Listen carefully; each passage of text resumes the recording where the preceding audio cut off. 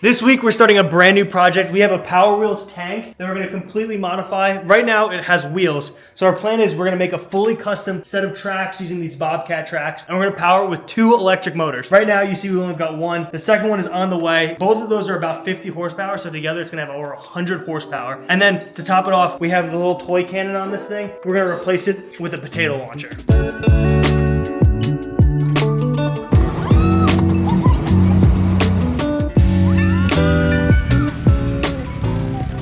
So I took out the bottom of it. I thought I was gonna have a little bit more room, but my knees run right into the dash. If I cut the seat out, my butt drops down more. All right, so it'll look like a proper tank. Yeah, and I'll just sit lower in it. I want to cut the tracks open and see how they look next to it. Originally, I wanted them to be under here also, but the reason I don't think we can do that is because of the motors. So these motors that we have an internal gear reduction inside them, which means they can only spin in one direction. This is how they'd spin to drive it forward, and I want the motor to sit up in here like this. We have clearance for the chain right here, but that means obviously the track can't sit in here. So the track's gonna sit outward of the plastic, which is okay. That's kind of how the wheels on the other Power Wheels look. And it gives me a little bit more room for all the other components. Oh, that's gonna look so cool. Tell me that is literally not perfect. Excellent. Wow, I cannot believe how good that fits in there. We'll have the sprocket and the idler like right up here, and it'll just have the classic tank look. It's gonna look so good, oh my God. So I got these wheels on Amazon. I just picked them out because they were the cheapest. And you can see there's this seam on here that runs the whole length of the track. That's exactly where these wheels are supposed to sit, and they're not supposed to go any wider, and they literally perfectly fit in there.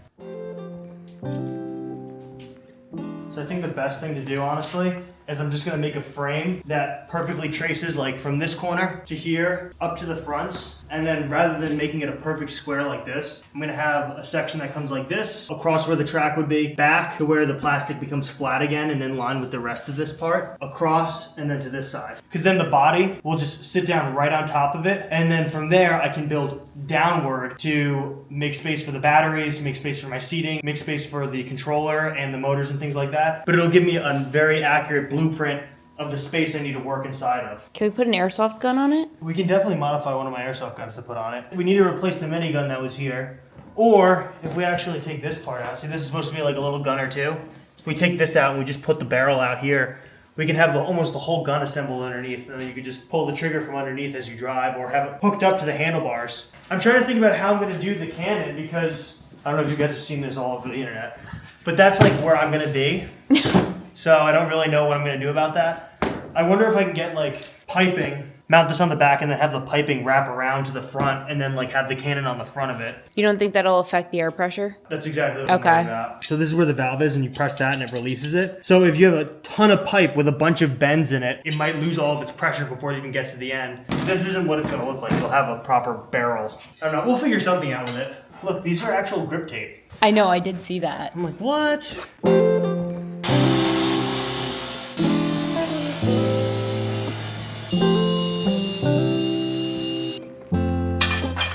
The fixture table, unfortunately, is not big enough for the entire footprint of this frame.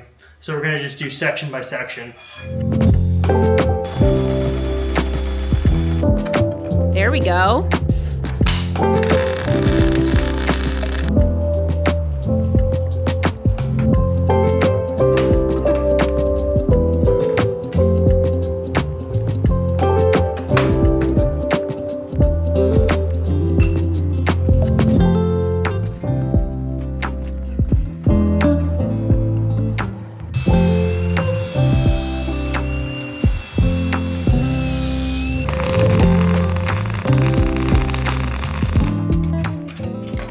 Just finished welding this, so we're gonna take it out and see how it fits under there. Normally you measure twice, cut once, but I only measured once, so hopefully it fits.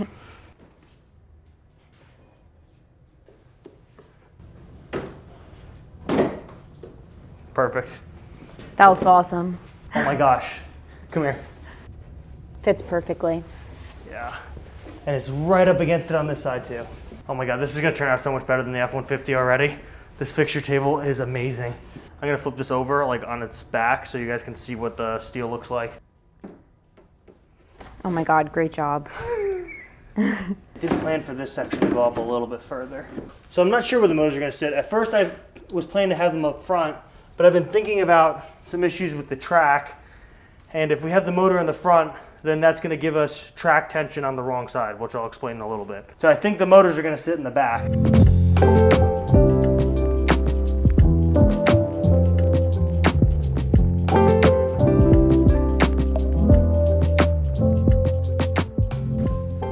Okay guys, so I was originally planning to put this motor up in the front like this, right?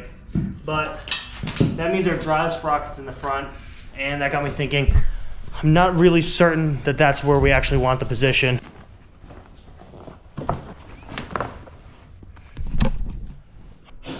So my original thought behind putting the drive sprocket in the front is because with a snowmobile, obviously the big cog that drives the whole snowmobile track is in the front. And that's why I was gonna put these sprockets in the front. But I got to thinking, whenever I'm driving something with the chain, generally the top part of the chain is what's under tension when the motor's in the front. When the motor's behind it, then the bottom part is in tension. So I started thinking about, for a track, you generally probably don't want the part that has all the slack to be the part that's in contact with the ground. So before I fully decide where I'm gonna put this motor inside the Power Wheels, I'm gonna go on the internet, take a look at some pictures of tanks, some skid steers and things like that, and find out where their drive sprockets are. And then I'm gonna base my design off of that rather than just winging it and doing what a snowmobile does, because I think a snowmobile track is very different than a track that's on an excavator or a tank. Okay, so what I'm going to do is I'm going to just start by looking up an MT55 Bobcat. That's where we got the tracks from. Okay, so here's a good image of the Bobcat from the side. As you can see, they've got the drive sprocket here and in the back, which means as this motor rotates clockwise, all of this section here is under tension. This top part all has slack in it. If we were to take our motors and mount them in the front like I was originally planning to, then what's going to happen is this whole section here that has slack in it is going to now be making contact with the ground, which is going to make a lot of slippage and possibly have the track falling off. So we don't want to do that. So I think we're probably best to put our motor and our drive sprocket in the rear. That way we have the tension side making contact with the ground. All right, I think that clears things up, which is really good because we can put these motors in the back where there's a lot more space, and then we can use the batteries for weight distribution in the front.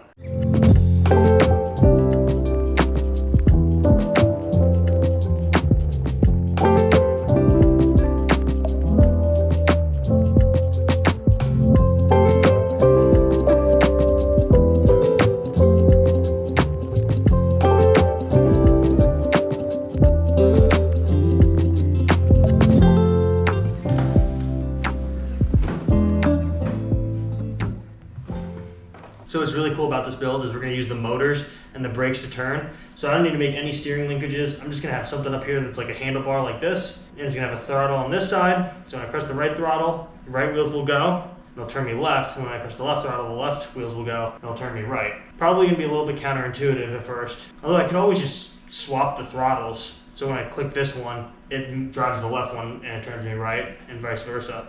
And I could do the same thing with the brake handles. There's no reason I can't do that. Shay, does this look weird with my body this high out? So I'm worried if I make myself sit lower, it's gonna kill the illusion of this being a Power Wheels, because there's gonna be so much framing underneath that is gonna be exposed between where the tracks cover and where the Power Wheels body ends. Okay, I understand what you're saying. Like, do I look weird sitting this far out of it? No, not at all. It looks more like a Power Wheels that way. I'm just worried about all the other stuff that you want to attach to it Yeah. and where that's going to go. Like the gun and everything.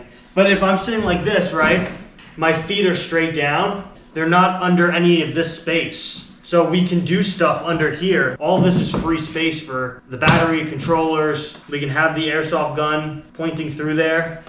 Babe, do what you gotta do. Yeah.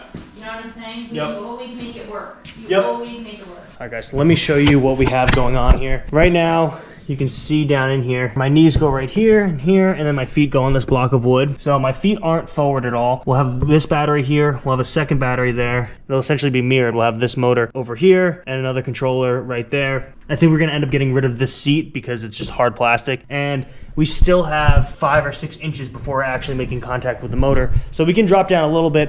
Like I was saying, I just don't want the body of this to sit so much higher than where the top of the tracks is, because then you're gonna look into the side and see all of the internals, and it's gonna completely kill the effect of it looking like a Power Wheels. So for these motors, when they sit in here, they're obviously gonna run up into a chain, which will have a sprocket on here, here. I don't know what our gear reduction is going to be, so I want to give ourselves a bunch of space. If I put this motor too close to where the axle or jack shaft is going to be, then we're going to be pretty limited with our sprocket sizes. If we need to get a bigger one, then that becomes an issue. So I like that the motor is almost mid-mounted. We can kick this battery back just a little bit too, and then all the main weight is in the center of this thing. And I'm gonna be sitting like back here with all this torque. Hopefully it doesn't wheelie too hard.